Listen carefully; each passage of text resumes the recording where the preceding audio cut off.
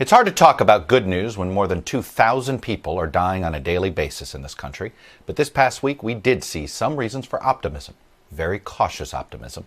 As of this morning, there have been more than 500,000 confirmed cases of COVID-19 in the United States and more than 20,000 deaths. Both numbers sadly now lead the world.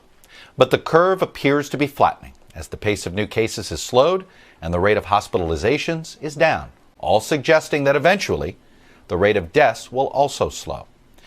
The New York Times has a deeply reported story that for weeks President Trump ignored repeated warnings from White House and other government officials, partly out of fear of hurting the economy and partly because he perhaps refused to accept what he was hearing.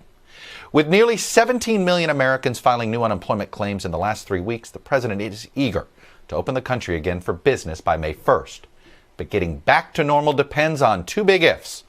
One is if we continue social distancing, which clearly is working, and if we are able to institute large-scale testing to see who has the disease, who's recovered, and do contact tracing.